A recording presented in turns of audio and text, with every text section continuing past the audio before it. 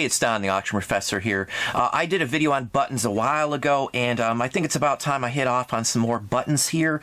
But I'm going to be talking about fancy, ornate ladies' buttons, brass buttons, livery buttons, things along that line. And we're going to show you what the potential is on some of these buttons and across the gamut, just what they can sell for, what to look for, where to find them, and things along that line. But we're going to go to the screen, and we're going to give you this bolo right now. Okay, so now we're going to talk about just fancy buttons in general, not necessarily military, though I've got one or two military in here and some semi-political buttons, but these all would be collected by the standard collector of ladies' buttons, of fancy buttons, of Victorian buttons. These all fit into that same category. Now, the first one here is a mourning button for actual George Washington when he passed. This is something most people wouldn't know about. Now, I've seen this one before. I've collected buttons. I've had many collections. This is a dug one, believe it or not. This came out of the ground. You can see it's been cleaned, not super badly, but it still has been cleaned. The back really gives it away. You can see the dirt, the grime, the pittedness of the back. This one went for $5. They may have been able to get more, but this is still a decent button. You would just have to know that that symbol in the middle there is the urn, and the mourning symbol that they used for Washington. But I've seen it before, so I knew this one right off the bat. $500. Now, we're going to show you some mixed in here, some other Washington things, because that would be the holy grail of buttons in general, would be Washington buttons. I've had only 2 in my entire life. They're over 1,000 a piece on average, if they have GW or anything like that. And we're going to show you those 2 in just a few moments here, but this is just a basic one here. We're going to show you across the gamut some of these. Now, I wish this one was better, but this is actually a glass face on the front, and then on the back it's actually been foiled. Quatrefoil lacy glass. Now, I'm not sure what the quatrefoil actually technically means, but you can't miss it when you see it. It's just a foiled back on these things. This one button, $825. You have to know something about these. You can't just walk into a button, a big, huge collection of buttons and know exactly which ones to buy without spending some time on researching these. But in general, picture buttons, realistic buttons, things along that line sell the best. Buttons with insects and things along that line as well. This is a typical 1880s button, at least the styling of it is. The front's a different story. It's enameled ivory in steel cup. Now, the steel cup is the actual base that this is on. This is the steel cup part right here, and this is set inside of that. And a lot of these type of buttons are constructed with like 5, 6 pieces even of separate items that are pushed together to make this one button. So there's a large business around this, or was back in the day. The fancier they were, the more it cost, the more machinery it took to make, and the more they sold for. So that's why some of these are so expensive these days. These would have been for the well-to-do of the day, and that would have been all that would have been able to have these type of buttons. The standard button would have been a cheapo one that anybody could have gotten. $344, and this is just on the cheap end on some of these. At the end, I've got some into the thousands, which we are going to look at too. Now, these are hand-carved mother of pearl. Now, on these, they could have actually touched up the coloring. You can rub more color into these, charcoal or something, just to at least get the image.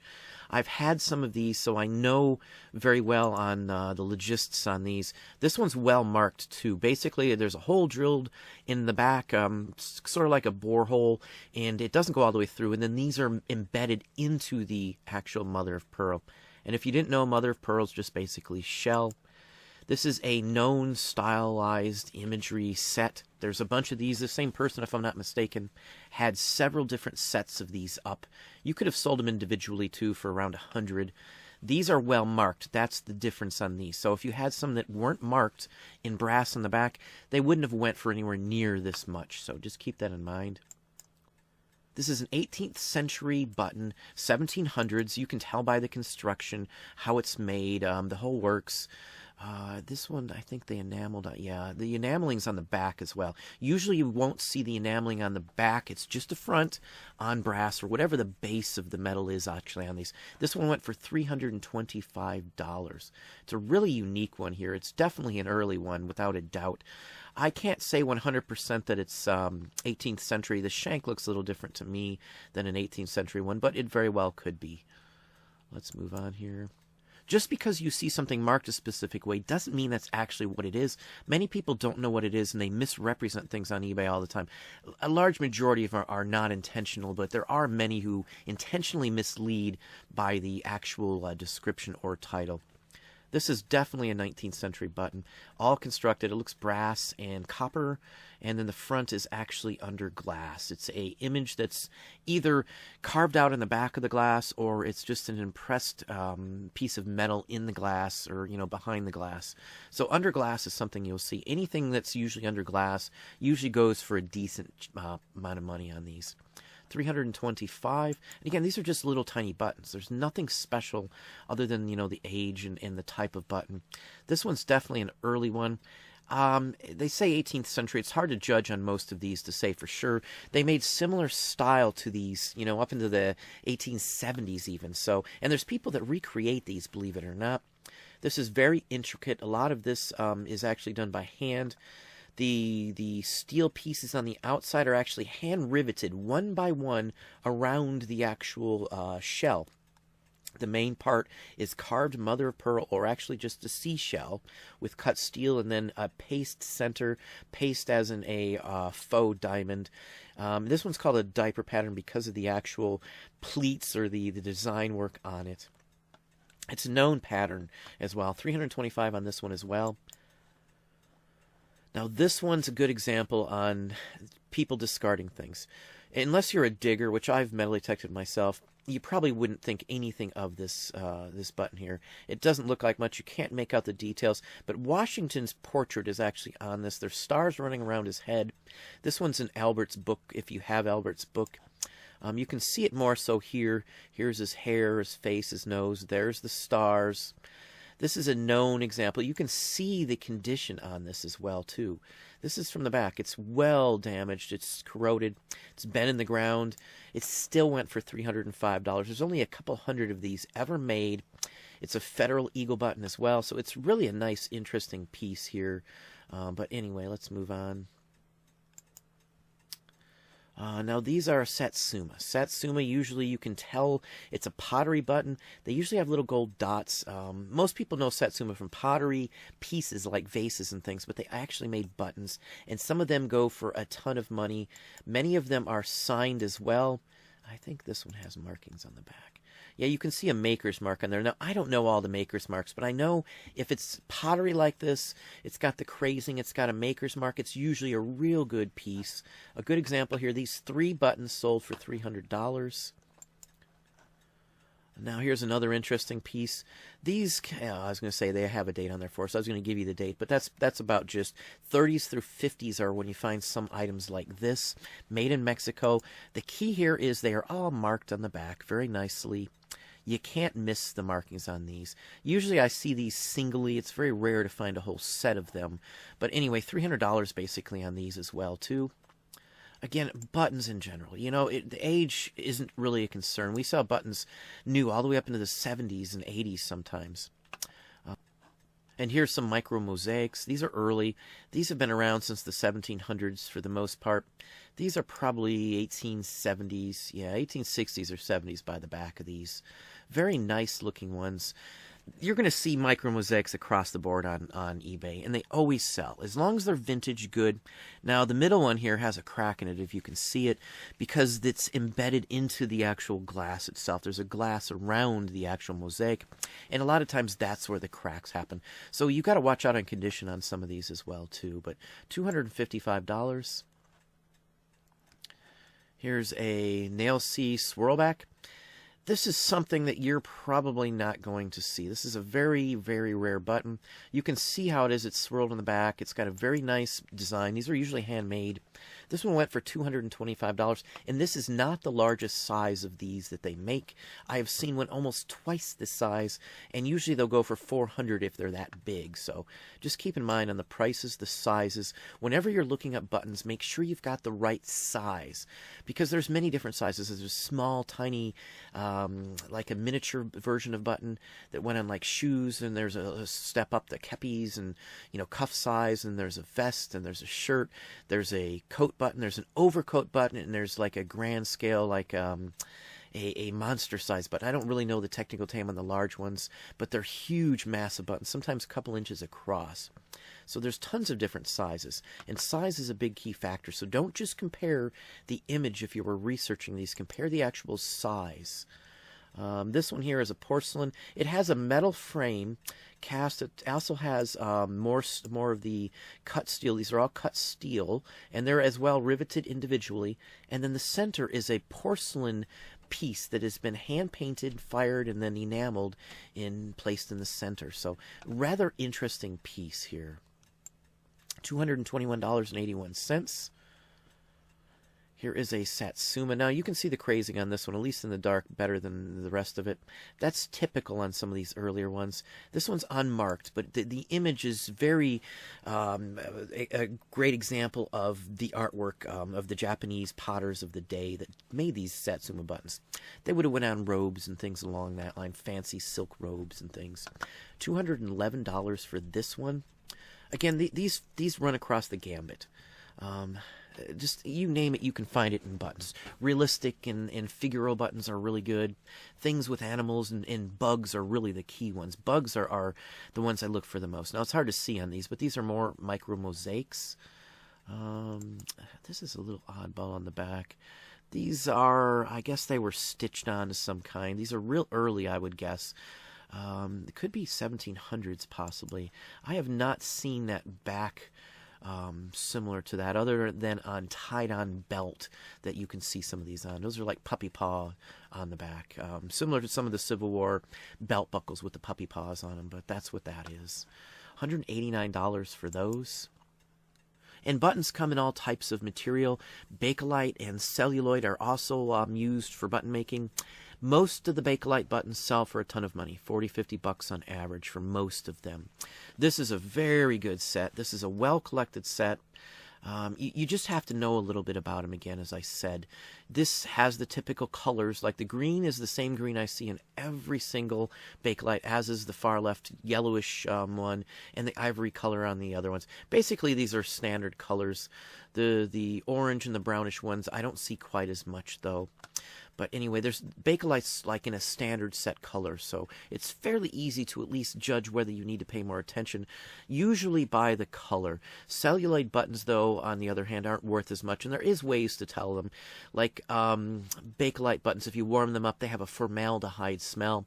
Celluloid, on the other hand, has a camphor smell, kind of like the what would you say? Like some of the bugs secrete, like some of the insects such as ants secrete some of this scent. So, or in some of the anti-bug candles, you'll see it's the same kind of similar scent you will smell from celluloid. It's not as strong with celluloid as it is with Bakelite, though. So, anyway, 190 bucks on those.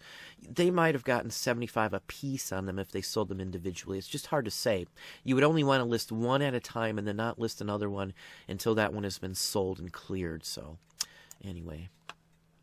Now here's a perfect example of the bugs. This is a very unique one. It's a celluloid center. This one would be a little harder to tell celluloid-wise. It's been hand-carved and then it's been painted or filled in with gilt. It's got a steel back that's actually been not enameled, but this one's painted so it doesn't bother or rust or anything like that. It protects clothing that way. You will find some of the more expensive and fancier buttons with nice backs on them that will help protect your clothing, and that's just a typical example of that. So anyway, 185 bucks for this one. This one's a large one, as you can see. This would not be the largest size, of course, that they did make, but the beetle on the bottom really helped to sell this. 185 bucks. Now, Afan's Mucha, Byzantine head button, that's what this one's called. I couldn't say it's a Mucha for sure. There's so many similar artists that did the same design. It's a fair call, I guess you could say, on the title. Whether it is or isn't, I would have to pull out my book to say for sure on what the category on this is. I believe this one is in the big button book. I've shown that. It's in some of my videos. I've got a video just on buttons if you're interested that actually has a link to getting the book. The book, though, is hundreds of dollars. So if you're not into buttons, you don't see them a lot, you don't have the interest or the time or patience or can't find them, don't waste your money on books for certain topics. $177 on this one. This one's here is a life-saving services button. This one I brought up because of the actual shank. Now this is something you will see where you can reverse the button, and I've had many of these in the past. Usually they're military, but not always. You'll see some for train and transportation and government services and things like that. But you could unscrew that screw, and then you could reverse the button so that you would have a plain black face to it, depending on what you were doing that day. That way you wouldn't dirty it and things like that, and you'd have a secondary use of the buttons if you wanted to. $175. The standard life-saving services button has a lighthouse on it usually. This is an early one, 1876.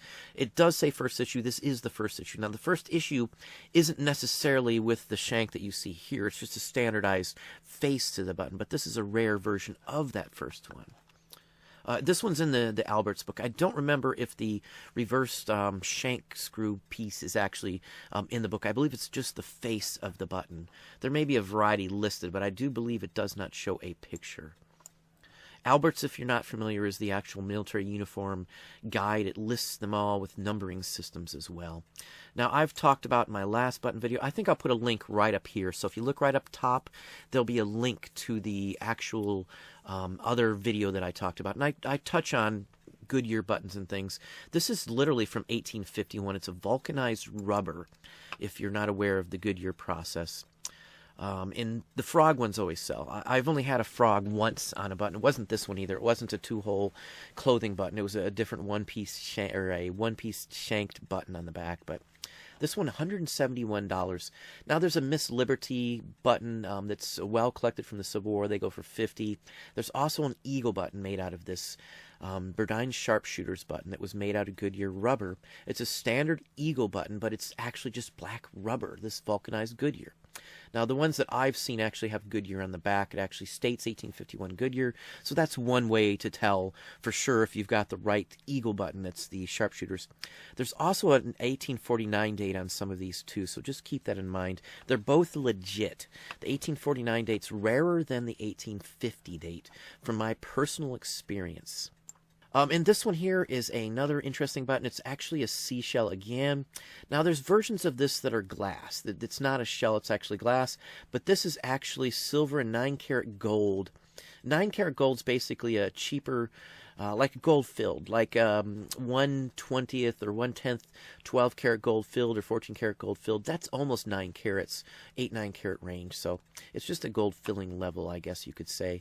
You can rarely find a piece marked with that marking on it, but I've only seen it once or twice in my entire life.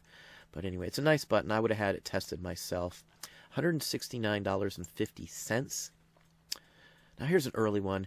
Touch marks you'll find on buttons too, and a lot of people miss these. They'll just see this as a button. It'll go up for a couple bucks and won't think anything of it. Sometimes these are black as can be from the tarnish, but if you look on the back, this is the key part, touch marks. That is a touch mark of a lion. There's a touch mark on the right there too of the date. That is a date mark, usually the alphabet letters. The lion is probably Sterling or the city as well. Now, you can look a lot of these up online. I have a book as well too, a hard copy that I do carry with me on many occasions. So $195 for this one. It's just maybe $6-7 at the very, very most worth of silver, I would say, just by size and such forth. It's a real nice piece. Buttons are easy to make at home, believe it or not. We've got a kiln here, so we've made some metal buttons in the past. Sand casting is usually the easiest to make, and working in white metal is usually easier as well, too, like a pewter or something along that line. There's safe versions of pewter as well, too, minus the lead. More modern day. What they use for miniature die-cast figures would be what the lead would be, or not, I keep saying lead, what the pewter would be. It's a lead-free pewter. It's safe. And again, frogs always sell. This is a champlave. On this type, basically it means that there is a raised border of brass. So this was cast with channels to put the actual enamel in. So there's actually raised border. And you can, let me click on it here so I can show you real quick. Like this. This is actually raised. It's embedded. It's not added. The button itself is one piece with a raised border already intact on it the minute it's cast. And then they can lay in the colors in that area. It keeps the colors in place as well, too. It's a known process. It's a very lovely button. Early. It's 1800s for sure, I would say. Excellent condition. Really nice button here, actually. This one's probably in the book as well, too. NBS large. See, there's a whole society of button collectors. And there's standards, there's like categories and things in buttons. There's diminutives and all kinds of different ones. And they'll do shows and they'll put together cards, and then they'll go for prizes and things. It's a competition to some extent. Who can have the nicest card at show? And sometimes on eBay you'll see people have bought old cards from some of these. They'll say prize-winning card and things like that. It doesn't mean a lot in this day and age. The buttons themselves I would be worried about, not the card or what it says on the card. Because what was popular in the 20s, 30s, 40s is not what's popular today. So $165 on this one. More bugs. Bugs you can't go wrong with. Let me see here what it says. This is pearl inlaid. It looks like it's pearl inlaid. I am not sure if this is. Let's see what the material is. Okay, this one is a pottery, I would gather. Or actually it could be celluloid or bone. Let me go down and see what they listed this as. Let me see here. High number of unpaid. I haven't had that issue. But anyway, it doesn't say what it is. Now, here's an issue that you could run into on these. Some of these could be ivory. And what the thing I see now is everybody is not listing that it's ivory or anything so that it never puts a flag up. So I'm not saying that's what this is, but it does look like it has grooves. It does not look like celluloid by the coloring. It is inlaid. It is vintage. It's a nice button, don't get me wrong, but if it is ivory and they're missing it and it turns up that it is, I know they may have made $158, but I would never risk anything by listing something that way, personally. There's people like this person here. Now, I haven't looked at this person's store, but there's probably 100 or so good dealers that just sell buttons on eBay. They're usually old-timers. Not everybody. You know, there's some young folks that do it, too. I've known some. But this is just a typical example. People make a living off of buttons, believe it or not. This was $158. Now, here's a real rare one. This, I believe, is some sort of political one. Satire from the 1830s, if I'm not mistaken. It's well marked. It has an early back mark on here. One that I don't usually see, and I have not seen the specific one. You can see it's cracked. It's damaged. The holes are smashed. It's been bent. It looks like it's actually could have been even been partially rebent in the center. But this is really a unique button. Damaged like this, it still went for $153. Had it not been damaged or smacked, it's been smacked at one time. And you can see right here, here is where someone smushed it down from what I would say. I could be wrong, but that really is what that looks like to me, is damage. I guess it's possible it's partially to the plow scene you see here, but I don't think so. Power to the plow. This is probably 1830s, a campaign piece, Jackson or something like that. But something along that line. This might even be in the book. I haven't looked this one up. I've never seen this one before, but I've seen similar. Not in this style of button, though. So $153.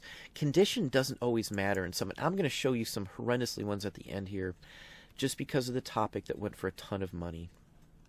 Now, here's a typical. This is what you usually see 1870s, 80s. Now, this is a smaller one. There's a larger size with this same button. I've seen it before. This is made of 3 or 4 pieces. Usually there's a rim. Let's center in here, and I'll just go over that real quick. Usually there's a rim. This is one piece here that holds in this rim right here. This is a one piece right here. Then the center piece is a second piece. And then when you get to the back of this, you've got 2 more pieces usually. The shank is another piece, and then the back is another. So this one's made of 4 pieces. Now, some of the earlier ones were actually filled with plaster inside of the button to give them weight so that they hung right on clothing and things like that, too. So sometimes they'll feel really heavy and will just be filled with plaster. So just keep that in mind. And this one's in the big button book. You can see they even mentioned the plate in it. If it's in the big button book, usually somebody collects it. It's usually worth some good money across the board. That book is like 1,000 pages or something. It's a monster-sized book. $150 on that one. Here's a real nice Satsuma. The Satsumas that are worth the most have the fancier borders on them. This one's not signed, unfortunately. Wish I could blow this up so you can see it. But usually the button is not enameled or glazed on the base part here. This is where it sits when it's being fired. So just keep that in mind. And usually you can see that. This is really a nice one. The more dots it is, usually it means it's older for the most part, at least from my personal experience.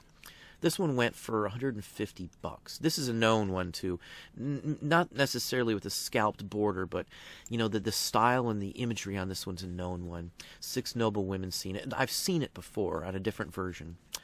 Now this is cinnabar. It's like a spice or something, if I'm not mistaken. Let me see if it says any more details on it. No, it doesn't, but it's a hand-carved piece. You'll see wood buttons just like this that are carved in the similar style. Sometimes made of teak. Sometimes there's some red wood that's trying to intimidate, or sometimes you'll see it in teak and some other woods, some red-colored woods, trying to imitate this, basically. So this is another thing. You have to know a little bit something about it. This gives off a scent as well, so you can usually tell it from wood. 140 bucks on that one. Again, this is just a 1.5 inch button, shirt button. No, this is a really unique one here too. Let's look at the back to see. Well, this was actually not a button. They have it listed as a button. It's actually a pin. I guess it's possible that somebody just added that onto a button and broke off the shank.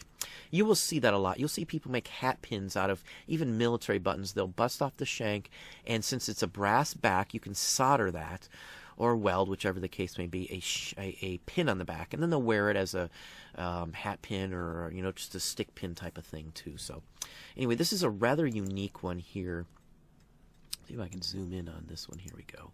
This is actually an image under glass with a brass border and a glass face that's been mounted into a sunken-in channel into this mother of pearl button, and then it has some hand-cut little leaf patterns to it. Rather interesting sailboat here. This is just typical what you'll find on some of these. Again, the button itself could be really old, and they could have changed it or upped it. You will see that occasionally.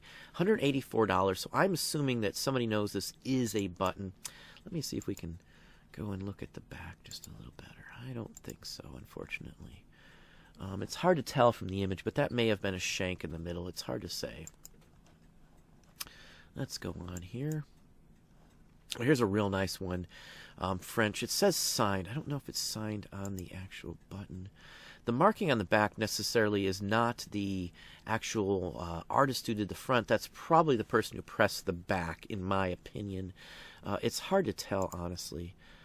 I can't zoom in, unfortunately, on their pictures down to see the description. Let's see what it says. I don't see... It's definitely hand-painted, so it's a nice piece. That's just the maker of the back, from what I would gather, personally. It's hard to say either way. But anyway, it's a very nice one. $138. Now, here's some hand-colored shell. And some of these are really neat. Like this one here is little tiny seashells that are mounted. Same with most of these. They were dyed or painted. Usually they try to dye a lot of these. Now I'm not sure of the process on that. I've never looked into it. But these do show up in jewelry as well too. A lot of the markings you see on these you can see on jewelry as well. But any of these type I buy. Let's see if we can't see. Yeah, here you go. This is a little better image. This is a shell right here. These are dyed or painted shells, and then that may or may not be a chunk of another shell. But these are just fine little tiny shell halves, all of these. And it's rather unique. Usually a brass center. Sometimes you'll see them where they've drilled tiny holes, and then they've been wired in to make the shape of a flower. This one may be the same type of thing like that too. Other times they're just embedded in something, or just glued, honestly. So, but $575 for this little tiny batch of buttons. Let's move on here. Now modern buttons too. Now I get buttons sometimes from clothing at a thrift store. Bad clothing, ripped clothing, junk clothing, big bulk lots, things along that line. I always look at the buttons when I see fancy buttons on clothing. Usually you can get clothing sometimes, and I'll buy clothing just for the buttons, and I'll cut off the buttons and discard the clothing. Chanel buttons always sell. Always sell. As long as they're legit, vintage items, they always sell. Even the new ones can sell for hundreds of dollars. This set, because it's vintage, $450. There's no market to buy from Chanel, vintage Chanel buttons, to replace them on vintage clothing that's worth a lot of money. So the buttons always sell. So whether it's damaged clothing or not, if it's the right type of button on a piece of clothing, I will buy it. There's even sports jacket buttons that I sell for $50, $60 for sets. Again, it just depends on the maker, the type, the style, and the whole works. Age is a factor in that as well, too. Let's go on here. Now here's a rather unique set here. I believe these are one piece, but let me look just to be sure. Or do they not have a picture? Yeah, here's the back of them. Technically, it's not a one piece. I would say, looking at this then, like the dog there is actually connected to the shank in the back. That is usually what I would see. So that's a separate piece. This also could be a three-piece where the dog is soldered on, and then the border is there, and then they solder on the shank too. But I would say that the dog or frog or whatever it is actually connected as a one piece to the shank. And then that's pushed through a hole into these and then spot welded or soldered at that spot. This set, which is a rare set, I've seen or had one or two of these individually over the years, and that is about it. So this is a very rare set. Sometimes these are zodiacs as well too, so just keep that in mind. I don't know about this one here. I didn't examine the whole set. I don't believe, no, it's not a zodiac set. But, you know, there's some like this. $490 on this one here. $490 on these 13 buttons. Now we're going into the last little run here. I just got a few more to show you. This is the holy grail of buttons. This is the real deal from what I see and what I've personally seen. It's thick enough. Newer ones, the modern ones, the reproductions of these are really thick. This one is thin. This is the key on this one. The thick ones are modern because of the way they just did them. Some people have copied this original one and made sand castings, and you can tell the difference. This, to me, does look like a legit piece. Somebody has really cleaned this up, though. Chances are this was a dug button that was actually tarnished beyond belief, and somebody just polished it up greatly. This one here is so rare, the polishing wouldn't really hurt it, from my personal opinion. I've seen versions of this that weren't polished, that were just immaculate in the collection, never in the ground, go for $5,000 to $10,000. This is something that can show up in just a standard button collection at an estate sale if you don't pay attention or don't know. Now, sometimes, too, the back will just say, "Long live the president," and the front will just have some nondescript lettering or design on the front. So, going back to, like, the mourning button for George Washington, same kind of thing. So look at the back. Sometimes there's like campaign buttons that only say something on the back and not the front. Sometimes there's military buttons that have a regimental number only on the back. U.S. ones, mind you. So $3,670 for a shirt button. Now, again, this isn't nowhere near the highest price. There's some Confederate buttons that will go for $5,000 to $10,000 as well. It just depends on the variety, the type, the style. The authenticity, of course, is a huge factor as well. Now, just a couple more. Condition. You know, most of the time you worry about condition, but this one is terrible in condition. It's probably, yeah, this is probably a brass one with corrosion across it. It may clean up on stuff like this. I've got a home electrolysis thing that I made. I can go over it if anybody's interested. If you're interested in how to clean up some of these metals, whether they're dug or not dug, you can clean up coins as well with electrolysis. On occasion, we've bought our kids like Roman coins that were dug, that were still all corroded, and we've actually electrolysis them here at the house, and it's a world of difference. I mean, it just makes things look awesome compared to how they are like this. Now, this one may come clean really nicely. It's hard to say. Even the way this is, just because the indentations in the wear does not look to be that much. It went for a astounding $2,358, 34 bids. This is a legit sale. It doesn't matter if the shank's there smashed. Looks like the shank is probably smashed on this one, but most of these are dug. Literally, there's very few that show up that are non-dug on these. And the condition to most people would be like, yuck, I'm not going to buy it. I'll give, a quarter for it or something. Now, me, on the other hand, I would have spent maybe $1,000 on this one and still expected to get a profit. I probably would have electrolysed it very carefully with low current, but they can be cleaned up. This one may or may not be something you'd want to do that to, though. And the last one, another George Washington. Again, look at the quality and the condition. It's been in the ground. It's got that same junk, the patina, the coating on it as the other one. Now, they've cleaned off the front. I don't know if it's been electrolysis or they've scrubbed it immensely and flaked off the coating, but they did it so you could see the GW on it, which is a good example of this one here. There's a couple dozen different varieties of these. Most of these are in Albert's book. So if you are into buttons, type in Albert's and button book, and you will find the book that I'm talking about. It's in the video that I linked just a little while ago. You can go down to the description in that video, and it's right there, links to all the button books that I do recommend. So anyway, this is key to some of the items in people's collections are these George Washington buttons. And you can see they go for a ton of money. This is something most people wouldn't think of. No one in their right mind, unless they're into buttons and into political items, would even know that this was George Washington. Most people pass these up, unless they're a digger, as I said, or they're into buttons. So, this is just something you're going to have to look for. I have run into two in my life, so 2 may not sound like a lot, but if you sell a couple of some real nice buttons, you're getting thousands of dollars. So 2 buttons, maybe $5,000 or more in your pocket. And that's just Washington buttons that we've run into. I've sold Confederate and, World War I, II buttons that were worth some money. There's some World War II U.S. pilot buttons that actually have compasses hidden inside, and some that carried maps and lockets and things like that. So there's some really nice buttons, but mostly the Washington are like the higher price ones, or the Confederate, and then you'll run into a few that run into those same price range that are just fancy ladies buttons, or designed by somebody famous, or even made out of gold. There's a Lafayette button that's made out of solid gold that's worth some money, and I mean some money. It's not marked gold at all, so you just have to have a gist on this. But that's what I have for you today. Well, there you go. Those are some more items that we look for. Buttons in general do make us a lot of money, even just basic buttons, cheap buttons. It just depends on what they are and if you know how to market them correctly, if you know which ones to buy specifically. So hopefully you enjoyed the video. If you did, please hit the like button down below. You can also hit the bell icon to be notified when I post new content or go live. Subscribe and tell a friend.